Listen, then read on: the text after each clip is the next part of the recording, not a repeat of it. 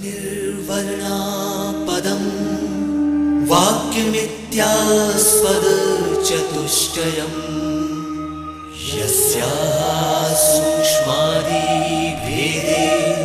वाग्देवीं तामुपास्महे।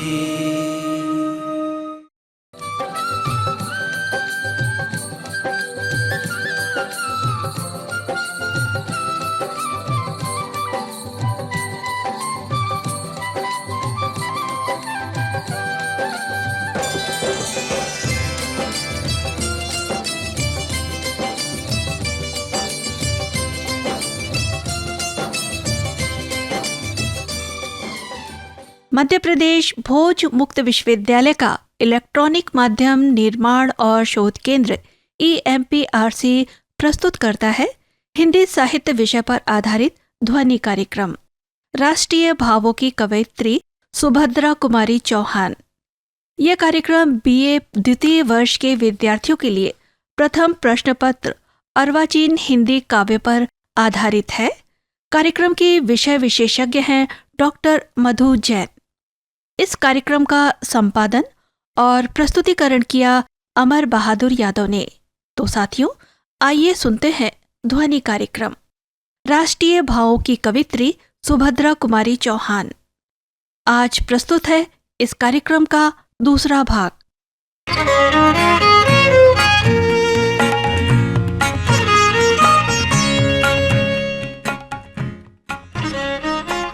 नमस्कार। भोज मुक्त विश्वविद्यालय मध्य प्रदेश के BA द्वितीय वर्ष के हिंदी साहित्य के विद्यार्थियों का हम पुनः स्वागत करते हैं।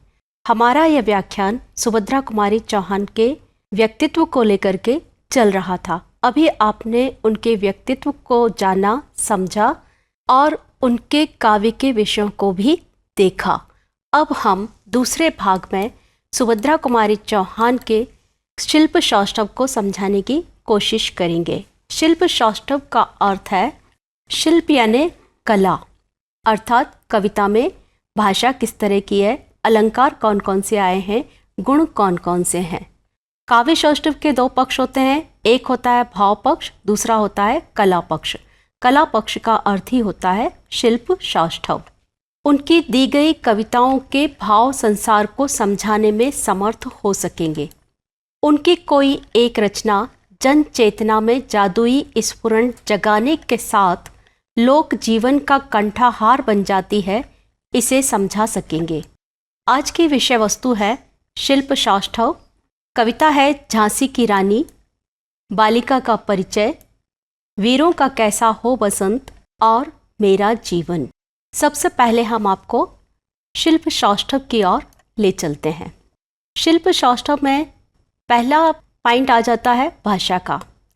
भाषा के बिना कोई भी बात अधूरी रहती है और वही कवि सफल माना जाता है जिसका भाषा पर जितना ज़्यादा अधिकार होता है। सुभद्रा कुमारी चौहान ने खड़ी बोली में कविता की है, ओजपूर्ण शैली में कविता की है और उनकी भाषा प्रवाहमयी भी दिखाई देती है। उनकी कविता का एक उदाहरण देखिए। सिंहासन हिल उठे राजवंशों ने भ्रुकुटी तानी थी, बूढ़े भारत में भी आई फिर से नई जवानी थी। गुमी हुई आज़ादी की कीमत सबने पहचानी थी, दूर फिरंगी को करने की सबने मन में ठानी थी। चमक उठी सन 57 में बह तलवार पुरानी थी, बुंदे ले हर बोलों के मुँह हमने सुनी कहानी थी, खूब लड़ी मर्दानी वह तो झांसी वाली रानी थी। यह कविता हिंदी साहित्य का कोई भी विद्यार्थी होगा उसे याद होगी और इस कविता को पढ़ने के बाद भाषा प्रवाह में कहीं भी मुश्किलें नहीं आती हैं। लोग उस पुरानी कविता के सारे अर्थों को सहजता से समझ लेते हैं। उनकी कविता में सहजता भी दिखाई देती है। अपने कविता कानन की मैं हूँ कोयल मतवाली, मुझ में मुखरित हो गाती उपवन की डाली डाली। मैं जिधर निकल जाती मधुमास उतर आता है, नीरस जन के जीवन में रस घोल घोल जाता है। यहाँ पर आप देख सकते हैं कि कवित्री जैसा जीवन जीती थी वैसा ही उन्होंने अपनी कविता में लिखा है। हालांकि उनके जीवन में आर्थिक अभाव ज़्यादा रहे हैं, परंतु मन में उल्लास होने की वजह से उन्हें सारी जगह उल्लास ही नजर आता रहा। सरलता भी उनकी कविता में दिखाई देती है। एक उदाहरण देखिए, प्रेम भाव से हो अथवा हो, दया भाव से ही स्वीकार, ठुकराना मत इसे जानकर, मेरा छोटा सा उपहार। स्निग्धता, यह अंश बचपन कविता से लिया गया है। मैंने पूछा यह क्या लाई, बोल उठी वह माँ काओ, हुआ प्रफुल्लित हृदय खुशी से, मैंने कहा तुम ही खाओ। बच्ची बहुत छोटी है, बाहर खेल रही है, मिट्टी भी खा रही है और अपनी माँ को खिलाने के लिए भी आई हुई है। पाया मैंने बचपन फिर से, बचपन बेटी बन आया, उसकी मंजुल मूर्ति देखकर मुझ में नवजीवन आया।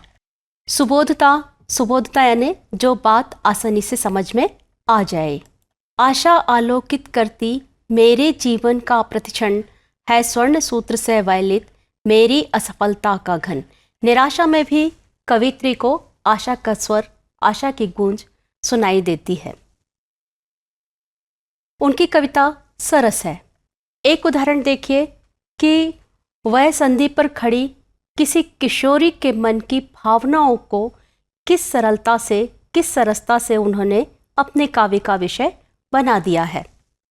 लाज भरी आंखें थी मेरी, मन में उमंग रंगीली थी, तान रसीली थी कानों में, चंचल छैल छबीली थी, दिल में एक चुभन सी थी, यह दुनिया अलबेली थी, मन में एक पहेली थी, मैं सबके बीच अकेली थी।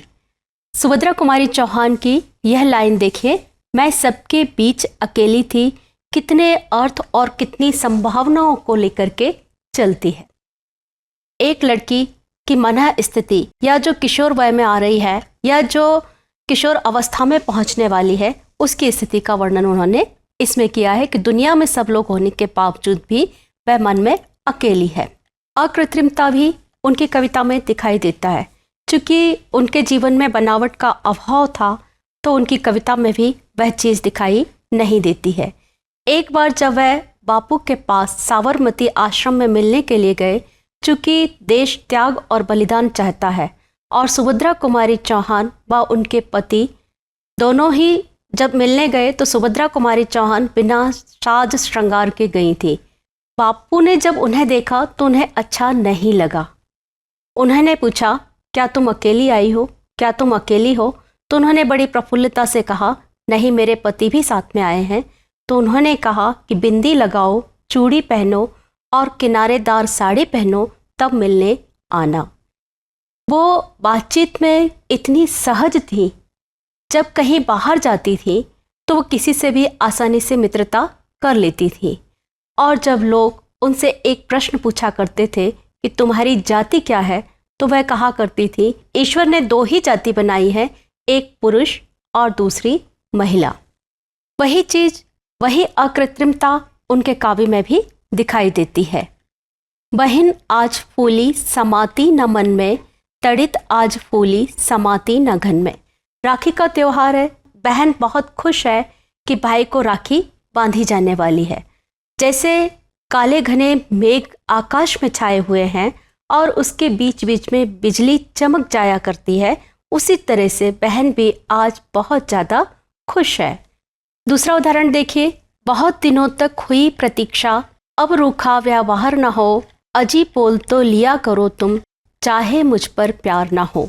यह पारिवारिक जीवन को लेकर के लिखी गई कविता है। जब उनके प्रिय उनसे बहुत दिनों तक नाराज रहे और उन्होंने उनसे कोई बातचीत नहीं की, तो उन्होंने कहा कि तुम्हें मुझसे प्यार हो या ना हो, परंतु तुम मुझे हमेशा मुस्कुराते हुए दिखाई दिया करो। तीसरा उदाहरण देखिए, तुम लिखती हो हम आते हैं, तब तुम होती हो नाराज, मैं भी तो लिखने बैठा हूँ, कैसे बोल रही हो आज। क्या तुम भूल गई माँ, पढ़ते समय दूर रहना चाहिए, लिखते समय किसी से कोई बात नहीं कहना चाहिए। होता यह है कि सुभद्रा कुमारी चौहान का घर बहुत छोटा था और जब वह लिखती होंगी तो बच्चे बार बार पास में आकर उन्हें कुछ ना कुछ बोलते होंगे। तो उन्होंने उन्हें सिखाया था कि जब कोई लिख रहा हो तो पास में नहीं आना चाहिए।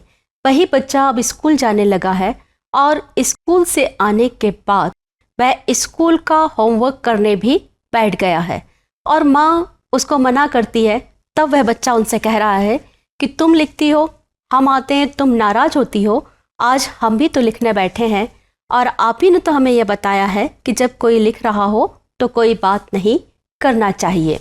शब्द संसार। कोई भी भाषा शब्दों के बिना अधूरी होती है। शब्द नहीं होंगे तो भाषा नहीं होगी, और शब्द अगर कविता में चुने हुए हों और उन शब्दों को रखा गया हो जो आम जन की भाषा के शब्द हों तो वह कविता ज़्यादा आसानी से लोगों को समझ में आ जाती है। सुभद्रा कुमारी चौहान ने अपनी कविताओं में फारसी के शब्द, खड़ी बोली के शब्द और संस्कृत भाषा के शब्द भी उनकी काव्य संसार में या उनकी रचनाओं में हमें दिखाई देते हैं। फारसी के कुछ शब्द देखिए, मर्दानी, कुर्बानी, आज़ाद, आबाद, मुराद, कौमी आदि शब्द उनकी कविताओं में मिलते हैं। खड़ी बोली के शब्द परिचय, मनोकामना, नीरस, जीवन, हरियाली, मनस्वी आदि शब्द उनकी कविताओं में दिखाई देते हैं। संस्कृत के सरलतम शब्दों को भी उन्होंने अपनी कविता में लिया है। उदाहरण के स्वरूप देखिए, कविता कानन, सुमन, प्राण, संचालन, क्रीड़ा, प्रतिपल, उत्साह, उमंग, आलोकित, स्वर्णसूत्र, निर्भर, स्वच्छंद, अतुलित, त्राण, शिलाखंड, प्रचंड, उदधि, उदधि, अनंग आदि शब्द उन्होंने अपनी कविता में लिए हैं। अलंकार तो स्वाभाविक रूप से ही कविता में या काव्य का विषय बन जाया करते हैं। हमने आपको पिछले व्याख्यानों में भी शब्द अलंकार, अर्थ अलंकार और उभय अलंकार के बारे में बताया है। शब्द अलंकार का एक उदाहरण देखिए, माधव अपनी मनोमोहिनी मधुमाया मुझ में भर दो, यह अनुप्रास अलंकार का उदाहरण है। और अनुप्रास अलंकार का अर्थ होता है जहाँ पर एक वर्ण की आवृत्ति एक से अधिक बार हो उसे अनुप्रास अलंकार कहा जाता है। यहाँ पर माँ, माँ, माँ, माधव में माँ, मनोमोहिनी में, मनो में माँ, मोहिनी में माँ, मधु में माँ और माया में भी माँ है, मुझ में भी माँ, वर्ण बार बार एक से अधिक बार आया है, इसलिए यह अनुप्रास अलंकार का उदाहरण है। अर्थ अलंकार का उदाहरण देखिए, अरे मयूरी नर्तन तेरा मोहित करता है घन को, मुझे सिखा दे कला मोहिलू मैं अपने मन के घन को। घन यहाँ पर श्लेष अलंकार का उदाहरण है। रूपक का एक उदाहरण देखिए, चलूं माँ के पद पंकज पकड़, नयन जल से नहलाऊं आज। पद पंकज में रूपक अलंकार है। उपमा अलंकार का एक उदाहरण देखिए, नंदन वंशी फूल उठी वह छोटी सी कुटिया मेरी। नंदन वंशी और नंदन वन से तुलना की गई है उनकी कुटिया की, इसलिए ये उपमा अलंकार का उदाहरण हुआ। गुण। गुण तीन प्रकार के होते हैं, प्रसाद, माधुर्य और ओज गुण। प्रसाद गुण उनकी कविताओं में जगह जगह दिखाई देता है। जग है असार सुनती हूँ, मुझको सुखसार दिखाता, मेरी आँखों के आगे सुख का सागर लहराता। कहते हैं होती जाती खाली जीवन की प्याली, पर मैं उसमें पीती हूँ प्रतिपल मदिरा मतवाली। ओज गुण का उदाहरण देखिए, ओज तो उनकी जितनी भी देशभक्ति प्रधान कविताएं हैं सभी में ओज गुण विद्यमान है। हल्दी घाटी के शिलाखंड, ए दुर्ग सिंहगढ़ के प्रचंड, राणा ताना का कर घमंड, दो जगह आज स्मृतियाँ ज्वलंत, वीरों का कैसा हो वसंत। वीरों का वसंत कैसा होना चाहिए। माधुर्य गुण। यह मेरी गोद की शोभा सुख सुहाग की है लाली, शाही शान भिखारिन की है मनोकामना मतवाली। या वात्सल्य का उदाहरण भी इसको कहा जा सकता है। अब आपको उनकी अगली कविता झांसी की रानी कविता की ओर ले चलते हैं, जो कि झांसी की रानी लक्ष्मीबाई जन चेतना का स्फुरण जगाने में समर्थ रही है। बूढ़े भारत में भी आई फिर से नई जवानी थी, दूर फिरंगी को करने की सबने मन में ठानी थी। बुंदेले हर बोलों के मुंह हमने सुनी कहानी थी। खूब लड़ी मर्दानी वह तो झांसी वाली रानी थी। देश को आज़ादी के लिए एक ऐसी ही कविता की या ऐसे ही आल्हा की ज़रूरत थी जो देशवासियों को एकत्रित कर सके और एकजुट करके देश के क्रांति को आगे बढ़ाने के लिए या देश को आज़ाद कराने का सपना साकार कर सके। सिंहासन हिल उठे राजवंशों ने भ्रुकुटी तानी थी। बूढ़े भारत में भी आई फिर से नई जवानी थी। गुमी हुई आज़ादी की कीमत सबने पहचानी थी। यहाँ पर जब चूँकि देश गुलाम है, किसी भी तरह की स्वतंत्रता उन्हें नहीं मिल पा रही है, और आपको ये भी मालूम होगा कि लेखकों को भी लेखन की स्वतंत्रता नहीं थी। कई बार जब अंग्रेज़ों को ऐसा महसूस हुआ कि वह उनके विरुद्ध लिखा जा रहा है, तो उन्होंने उन कवियों का या उन लेखकों का साहित्य जब्त भी कर लिया, और कई बार ऐसी स्थितियां भी बनी जब उन्हें राज्य निकाला उन्हें मिला भी। ऐसी स्थिति में देश को आज़ाद होना कितना ज़्यादा ज़रूरी है, यह सभी उस समय के सभी नौजवान, बूढ़े, बच्चे अनुभव कर रहे थे। इनकी गाथा छोड़ चले हम झांसी के मैदानों में, जहाँ खड़ी हैं लक्ष्मीबाई मर्द बनी मर्दानों में। लेफ्टिनेंट वाकर आ पहुँचा आगे बढ़ा जवानों में, रानी ने तलवार खींच ली हुआ द्वंद्व आसमानों में। महारानी लक्ष्मीबाई जब उनसे लड़ने जा रही हैं, अंग्रेजों के विरुद्ध लड़ाई लड़ने के लिए जा रही हैं, तब उन्हें यह मालूम है कि उनके पास शक्ति कम है, जोश है पर शक्ति नहीं है, और यह युद्ध दो बराबरी वालों के बीच में नहीं होना है। पर अन्याय जब इतना ज़्यादा बढ़ जाएगा तो जनता को प्रतिकार करना ही पड़ता है। महलों ने दी आग, झोपड़ी ने ज्वाला सुलगाई थी, यह स्वतंत्रता की चिंगारी अंतरतम से आई थी। स्वतंत्रता की चिंगारी ऐसा नहीं है कि अपने आप ही या किसी के कहने से लग जाए, यह लोगों के अंदर से ही उपज करके आती है। आपको मालूम होगा कि उस समय में सरदार भगत सिंह को भी फांसी पर चढ़ाया गया था, और किसी गोरे या सिपाही को देखकर लोग गा उठते थे कि वह सरदार भगत सिंह हंसते हंसते फांसी के ऊपर झूल गया। और जितने भी क्रांतिकारी थे वह लोगों को प्रेरणा दे रहे थे अपना जीवन होम करके, और इसमें नवयुवकों ने भी अपनी महती भूमिका निभाई थी। झांसी की रानी कविता एक ऐसी कविता है जिसने उस समय में सोए हुए लोगों को जगाने का काम भी किया है। जब लोग आज़ादी की लड़ाई में लड़ने के लिए जाते थे, तब इस कविता को भी गाते गाते जाया करते थे। तेरा स्मारक तू ही होगी, तू खुद अमिट निशानी थी। आगे कवित्री कहती हैं कि ना तो कोई उनका स्मारक बनाया गया और ना ही कोई मकबरा ही बनाया गया, परंतु झांसी की रानी का बलिदान लोगों के लिए प्रेरणा स्वरूप बन गया, और वो खुद ही इस तरह की निशानी बन गई जो कि अमिट हो गई है, और आज तक लोग झांसी की रानी को याद करते हैं। आपके पाठ्यक्रम में शामिल है वीरों का कैसा हो बसंत। इसके पीछे क्या भूमिका रही है वो तो हमने आपको पहले भाग में बता दी है। इसमें कवित्री पूछ रही है कि वीरों का वसंत कैसा होना चाहिए। जब देश गुलाम हो, देश आज़ाद नहीं हो, तब वीरों की भूमिका कैसी होनी चाहिए। वीरों का कैसा हो बसंत, आ रही हिमाचल से पुकार, है उदधि गरजता बार बार, प्राची पश्चिम भू नभ अपार, सब पूछ रहे हैं दिग दिगंत, वीरों का कैसा हो वसंत। कवित्री कहती है कि हिमालय से भी पुकार आ रही है और समुद्र भी अपनी लहरों की गर्जना से बार बार पूछ रहा है कि वीरों को बसंत कैसे मनाना चाहिए। आपको मालूम होगा कि प्राचीन काल में बसंतोत्सव बहुत धूमधाम से मनाया जाता था, और सुभद्रा कुमारी चौहान का भी यह बहुत प्रिय त्योहार था। वो कहती है सभी दिशाओं से, चाहे पूर्व हो, चाहे पश्चिम हो, चाहे उत्तर हो या दक्षिण हो, आकाश पाताल पृथ्वी सभी चारों दिशाओं से पूछ रहे हैं कि वीरों का बसंत कैसा होना चाहिए।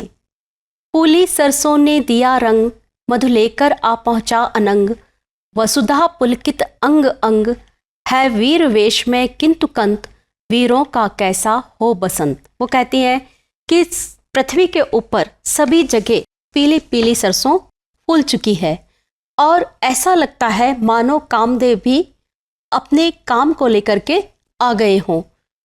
वसुधा रूपी वधू का अंग अंग पुलकित हो चुका है, परंतु ऐसे समय में भी मेरे कंत तो वीर वेश में है। वीरों का वसंत किस तरह होना चाहिए या वीरों को कैसा वसंत मनाना चाहिए। आगे वो अपने इतिहास की ओर ले जाते हुए कहती हैं, हल्दी घाटी के शिलाखंड, ए दुर्ग सिंहगढ़ के प्रचंड, राणा ताना का कर घमंड, तो जगह आज स्मृतियां ज्वलंत, वीरों का कैसा हो वसंत। हल्दी घाटी के युद्ध की भी बात करती हैं और सिंहगढ़ के दुर्ग को भी याद करती हैं।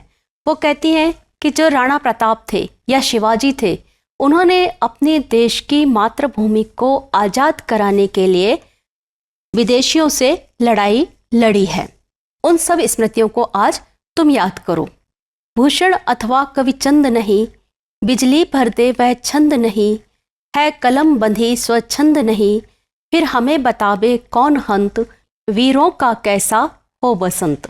वो कह रही हैं कि शिवाजी के दरबार में वीर कविताओं को पढ़ने वाले भूषण कवि भी नहीं है और पृथ्वीराज के दरबार में और पृथ्वीराज के मित्र चंद्रवरदाई भी नहीं है जो कि ऐसी कविताओं का सृजन करे जो कि वीर रस से भरी हुई हो या जोश से लोगों को भर दे, क्योंकि है कलम बंधी स्वच्छंद नहीं। वो कह रहे हैं हमें तो लिखने की भी आज़ादी नहीं है, फिर हमें ये कौन बताए कि वीरों का वसंत कैसा होना चाहिए।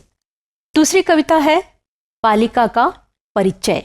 यह मेरी गोदी की शोभा, सुख सुहाग की है लाली, शाही शान भिखारिन की है, मनोकामना मतवाली। यह मेरी गोदी की शोभा, सुख सुहाग की है लाली, शाही शान भिखारिन की है, मनोकामना मतवाली।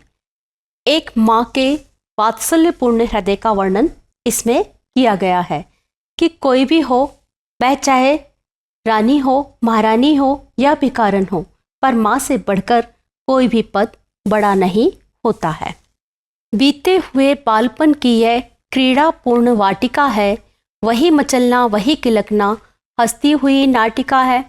बीते हुए बालपन की अर्थात बचपन सभी के जीवन में आता है और बचपन जल्दी चला भी जाता है, पर एक माँ को वह बचपन फिर से जीने का अधिकार स्त्री बनने के बाद, माँ बनने के बाद पुनः मिल जाता है और वह भी अपने उन बच्चों के साथ वह सारी क्रीड़ाएं करती है जो कि वो उसके बच्चे करते हैं।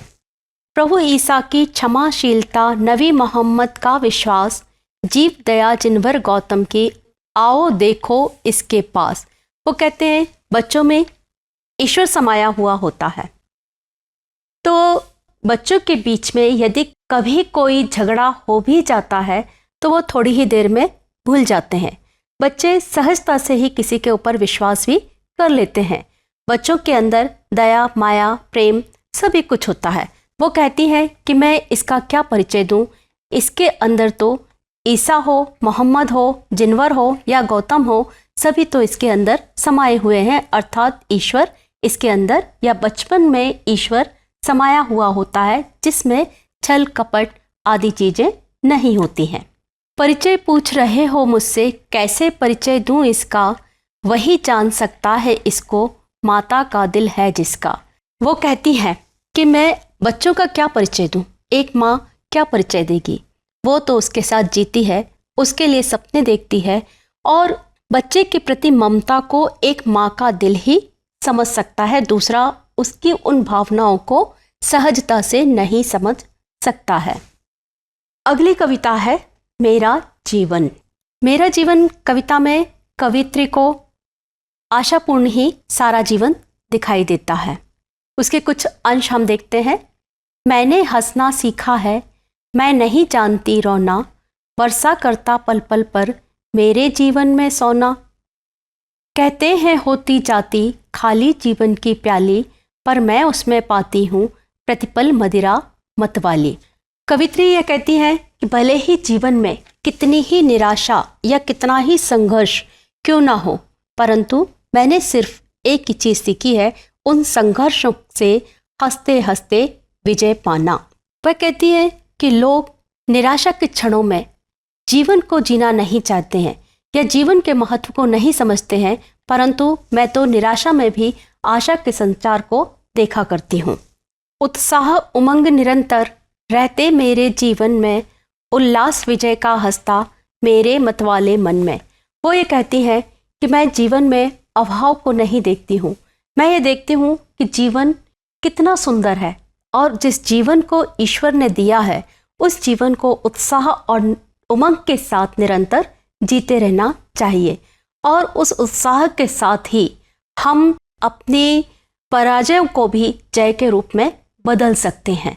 तो मेरा मतवाला मन तो हमेशा खुशी से ही विद्यमान रहता है। मेरे मन के अंदर निराशा आ ही नहीं पाती है। निराशा के बादलों के बीच में भी मुझे आशा की किरण दिखाई देती हैं। आइए अब हम आपको स्मृति संकेत की ओर ले चलें।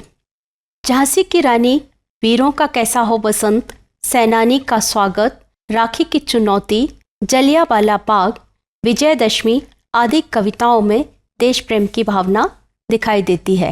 राखी की चुनौती में तो वह एक जगह कहती हैं कि पहले अगर दुश्मन को भी राखी भेज दी जाती थी तो वो भी भाई बनकर बहन की रक्षा के लिए तत्पर हो जाया करता था।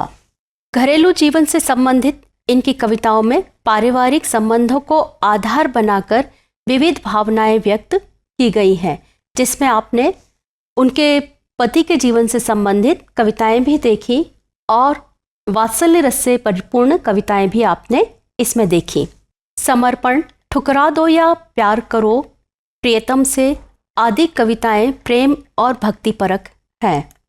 मेरी प्याली कविता में स्वयं को कविता रूपी कानन की कोयल के रूप में प्रस्तुत उन्होंने किया है। बालिका का परिचय माँ की ममता और उल्लास से छलकते हृदय के भावों का चित्रण किया गया है। मेरा जीवन कविता में जीवन की गहरी आसक्ति दिखाई देती है। अब हम आपसे कुछ लघुत्तरीय प्रश्न पूछते हैं। माँ कदम्ब का पेड़ अगर ये होता जमुना तीरे, मैं भी इस पर बैठ कन्हैया बनता धीरे धीरे। ले देती यदि मुझे बांसुरी, तुम दो पैसे बाली, किसी तरह नीची हो जाती यह कदम्ब की डाली। पंक्तियाँ किस कविता से ली गई हैं? सही जवाब है कदम्ब का पेड़। जिस समय सुभद्रा ने लिखना शुरू किया था उस समय हिंदी संसार में दो लेखिकाओं की ख्याति अधिक थी। इसका सही जवाब है एक स्वयं वे, दूसरी महादेवी वर्मा। हालांकि महादेवी वर्मा का रचना संसार अलग है और उनका रचना संसार अलग है, और आपको यह भी मालूम होगा कि महादेवी वर्मा और सुभद्रा कुमारी चौहान दोनों आपस में सखियां थीं और एक साथ भी पढ़ी हुई थी। सुभद्रा कुमारी चौहान ने संघर्षशील जीवन को कैसा बताया है? दुख भरे घने बादल, सुख भरे सुनहरे बादल, सुख दुख के धूप छाही बादल। सही उत्तर है सुख भरे सुनहरे बादल। उन्हें लगता है संघर्ष में भी सुख है। अब हम आपको गहन अध्ययन के लिए कुछ पुस्तकों के नाम बताते हैं। आधुनिक कवि डॉक्टर ओम प्रकाश शर्मा, शास्त्री व डॉक्टर राम प्रकाश। दूसरी पुस्तक है पद के साथी, महादेवी वर्मा। अभिनव भारती संपादक हैं शोभा फ्लिन व राम प्रसाद गर्ग। अगली पुस्तक है सुभद्रा कुमारी चौहान, लेखिका है सुधा चौहान। सुभद्रा कुमारी चौहान के व्यक्तित्व, कृतित्व और लेखन शैली से अभी आप परिचित हुए। आपने उनकी वह कविता भी देखी जो जनमानस या लोकमानस का कंठाहार बन गई थी और जिसके लिए भदंत आनंद कौशल्यायन ने कहा था कि जब वह पंजाब में पढ़ते थे तब उन्हें ऐसा लगता था कि हाथ में कड़े पहनकर एक हाथ से डंडी से उन कड़ों को बजाते हुए वह इस कविता को गांव-गांव में गाते हुए घूमे। महादेवी वर्मा ने भी उनकी कविताओं के ऊपर और उनका जिस तरह का व्यक्तित्व था, अर्थात वो अपने साथ सभी के सुख दुखों को लेकर के चलती थी। गजानन माधव मुक्ति बोध जबलपुर में एक प्राइवेट स्कूल में स्कूल मास्टर होकर के आए और बहुत संकोची प्रवृत्ति के थे। वह सुभद्रा कुमारी चौहान से मिलना तो चाहते थे, परंतु संकोच की वजह से उनके घर नहीं जा पाते थे।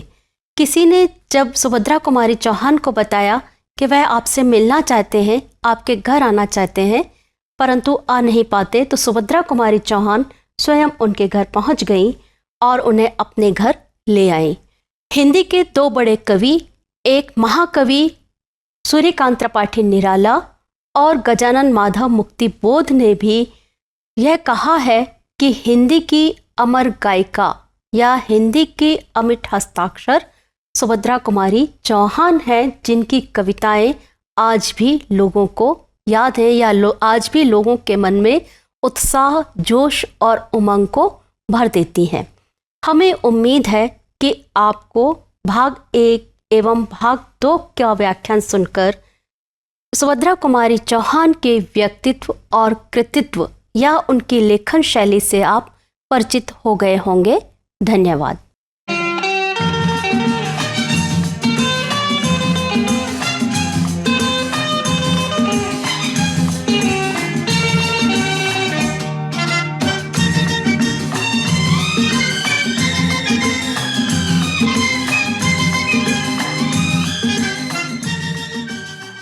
अभी आप सुन रहे थे हिंदी साहित्य विषय पर आधारित ध्वनि कार्यक्रम राष्ट्रीय भावों की कवित्री सुभद्रा कुमारी चौहान। आज आपने इस कार्यक्रम का दूसरा भाग सुना। कार्यक्रम की विषय विशेषज्ञ और वार्ताकार थी डॉक्टर मधु जैन, उद्घोषिका विभा तिवारी। इस कार्यक्रम का संपादन और प्रस्तुतिकरण किया अमर बहादुर यादव ने। ये ध्वनि कार्यक्रम NITTR भोपाल के सहयोग से मध्य प्रदेश भोज मुक्त विश्वविद्यालय के इलेक्ट्रॉनिक माध्यम निर्माण और शोध केंद्र EMPRC द्वारा प्रस्तुत किया गया।